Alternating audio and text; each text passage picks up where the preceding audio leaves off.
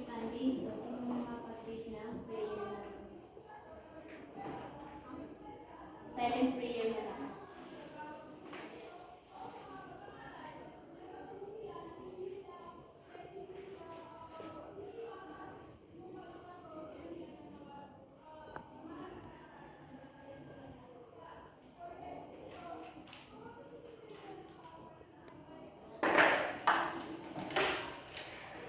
May alam kayong kanta na dito sa kanta,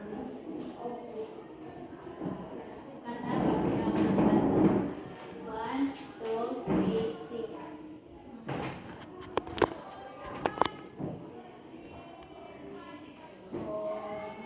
Oh, will you feel sad? Oh, will you feel bad?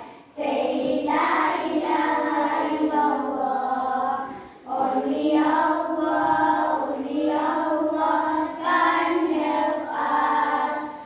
Do not fear, He is near. Surely Allah can help us.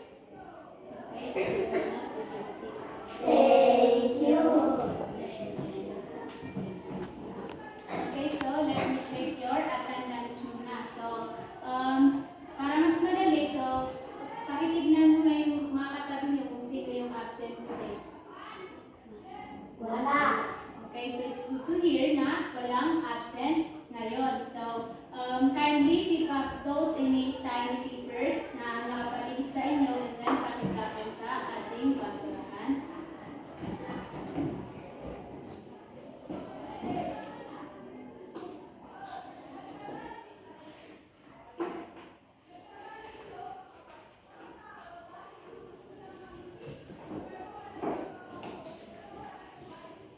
Okay, so thank you. So next is, please arrange your chair and take seat.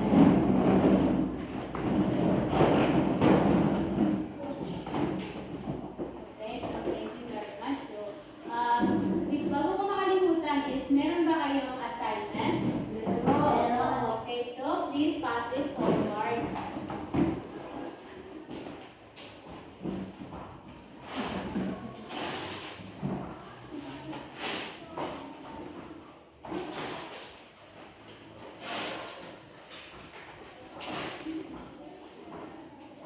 Okay, done na? Opo. Okay, so ang subject natin today is English. So ang topic natin is about adjectives. So before we start is magkakaroon muna tayo ng ating aktibidad. So thank you. So meron akong ipapakita sa inyo na isang larawan and ang gagawin nyo is i-describe nyo lang ito. So meron akong ipapatugtog na music and then itong tape na to is ipapasa ninyo sa inyong mga katabi at kapag yung music is nag-stop and then kung sino man yung nakahawak sa tape is siya yung sasagot sa aking katanungan sa maliwanag. Opo. Okay. So let's start.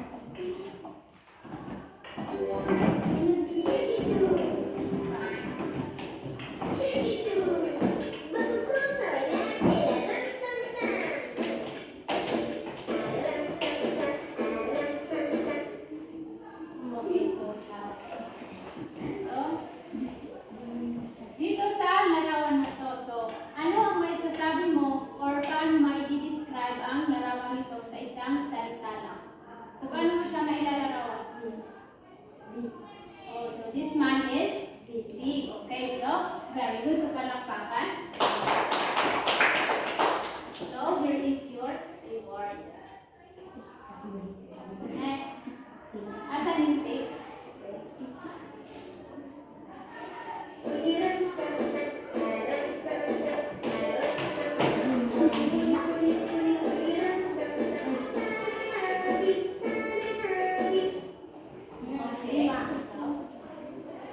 So same lang sa kanya yung katanungan ko. So for you, so how are you going to describe this man? So give at least one word to describe this man. So saya yung pagkakatingin dito sa larawan nito. So paano mo siya mailalarawan sa isang salita lang?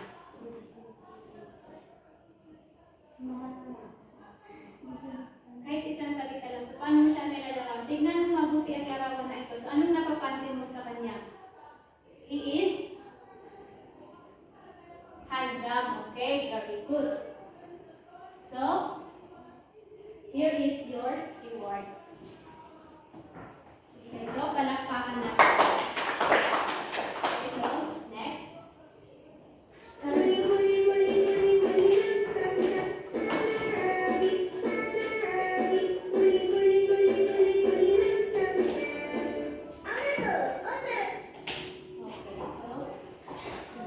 yung class. So, same lang ng aking katanungan. So, magbigay ng isa, one word lang na paano mo ma-describe ang larawang ito.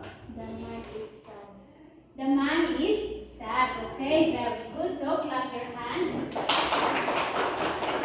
Okay, so here is the reward.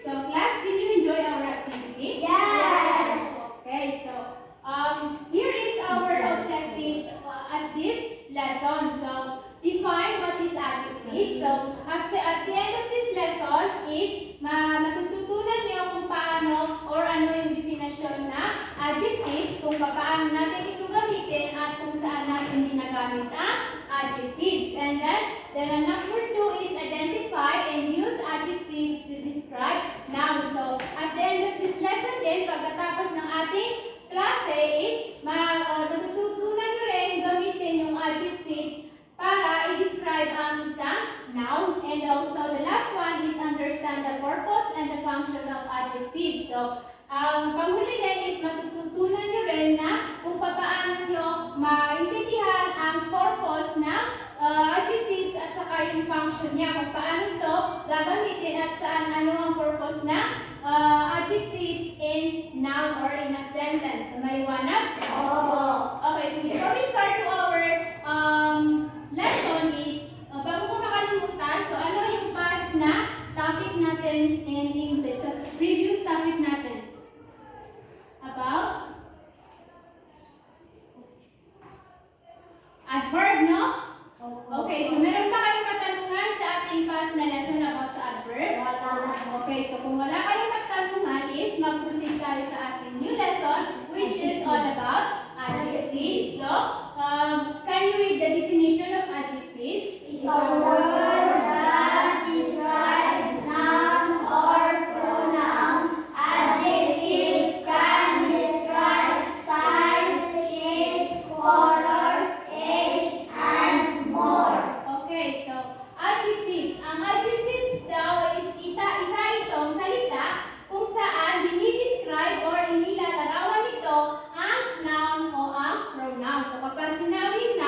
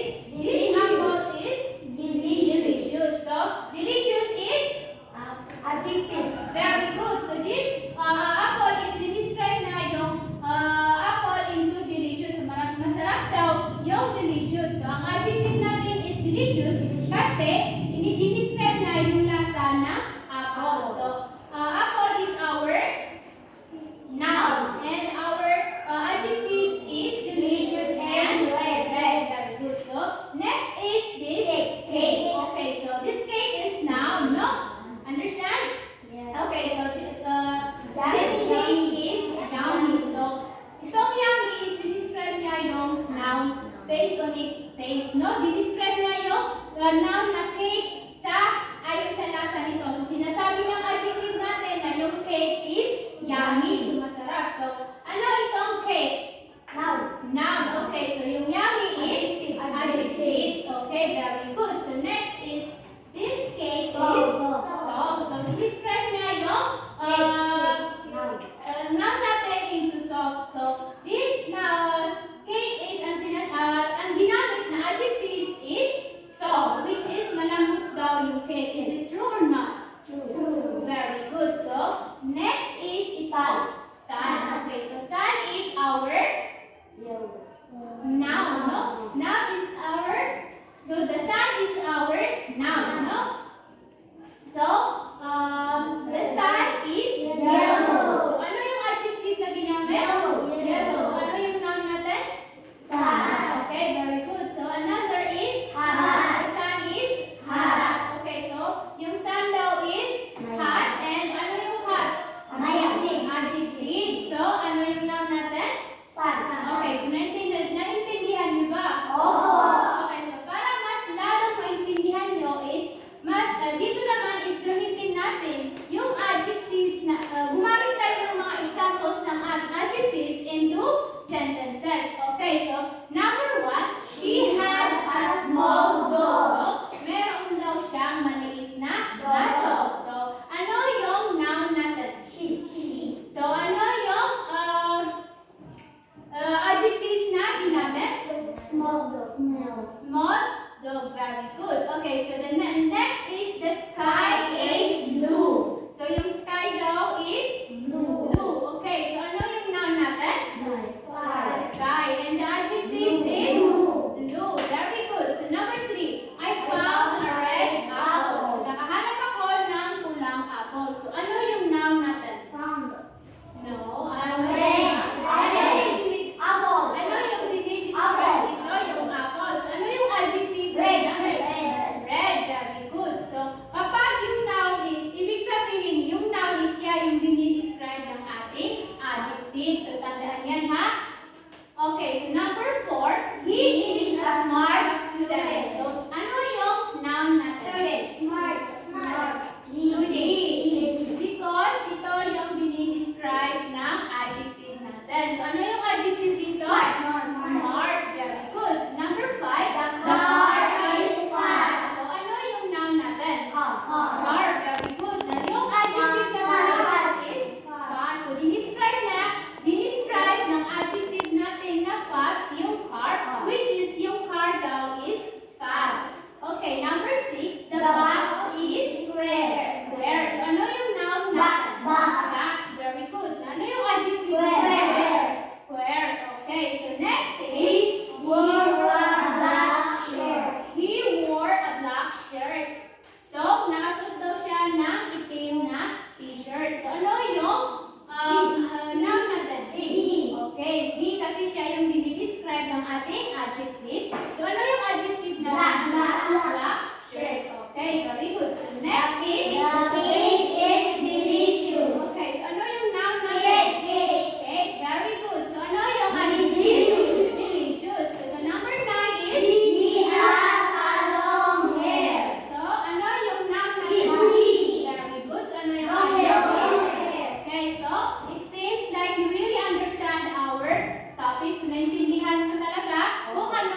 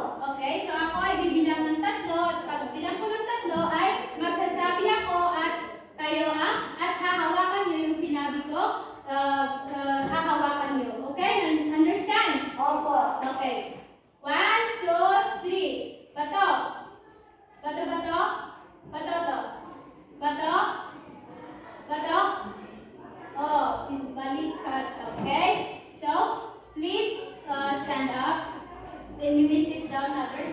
So, umupo muna kayo. Okay, so, meron akong katanungan sa iyo. So, this one is a short story. Ito ay isang maikling kwento. So, gagawin natin is, every sentences is, hahanapin or sasabihin nyo kung ano yung adjectives na ginamit sa every sentences dito sa short story. So, naintindihan mo. So, dito sa isang first sentence sa story na to is, sasabihin mo lang kung ano yung adjectives na ginamit dito. Okay, so, I will read. Ursula and Joseph are good friends. So, ano yung adjective sa tingin mo ang ginamit dito? So, very good. They are good friends. So, ito yung adjectives natin which is, dinescribe na adjective natin na good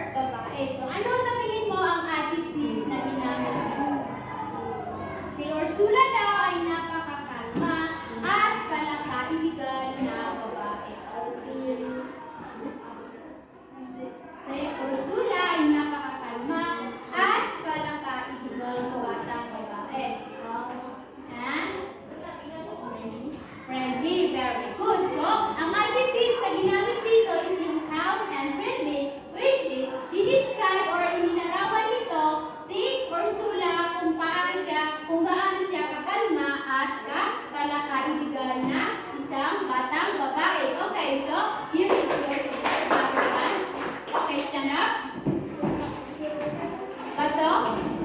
Bato, bato. Bato, to. Bato, to. Bato, bato. Bato. Bato. Bato, bato. Bato, to. Bato. Bato, bato. Bato, to. Bato, to. Bato.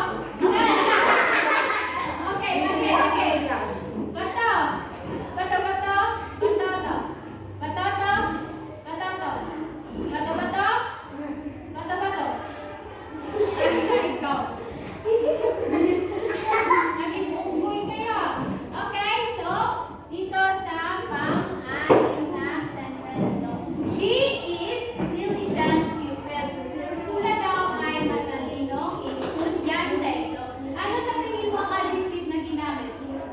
Diligent. Very good. Kasi si Ursula ay describe ng ating adjective na matalinos na estudyante. So, here is your reward. So, next. Bato. Bato, bato. Bato, to. Bato, bato. Bato. Bato, to. Bato, bato. Bato. Ay. Okay. So next is, she is respectful to her teacher at school. So, si Ursula daw ay napaka-marespetong bata sa kanyang guro at sa kanilang paaralan. So ano yung adjective na ginamit? Okay, so respectful ang ating adjectives kasi di-describe niya yung noun natin na si she or si Ursula, which is respectful sa kanyang guro at sa kanilang paaralan. So, very good. Okay, stand up. So, bato. Bato, bato. Bato, to. Bato, to. Bato, bato. Bato, bato. Bato, bato. Bato, to. Oh. Okay, so, dito. Joseph, on the other hand, is very naughty. So, dito naman is si Joseph daw sa kabilang banda ay napaka-malikot or matigas ang ulo. So, ano yung adjectives na ginamit dito? Very good. So, ang adjective natin is naughty, which is describe dito si Joseph. So, here is your reward. Okay, so, dito sa last is, okay, so wala nang tatayo ha. Sabay-sabay niyo, sasagutan itong tatlo. So, tatanungin ko lang kayo. So, he is rude to his classmates. So, si Joseph daw ay walang galang sa kanyang mga kaklase. So, ano yung adjectives na ginamit? Rude, very good. Kasi, dinescribe ito si Joseph, which is yung kanyang ugali sa kanyang mga kaklase. Very good. So, next is he is aggressive to boys at school. So, si Joseph daw is mapanakit sa kanyang mga kaklase. Very good. So, ito yung adjective natin kung saan dinescribe niya si Joseph or yung pronoun na he. Okay, so last. Generally, Joseph is a lazy pupil. So, ano yung adjective na ginamit? Si Joseph daw ay tamad na estudyante. Ano yung adjective? Lazy. So, ang adjective na ginamit is lazy kasi si Joseph daw is ang dahilan kung bakit siya tinawag na naughty boy kasi tamad siya mag-aaral sa kanilang klase. So, naintindihan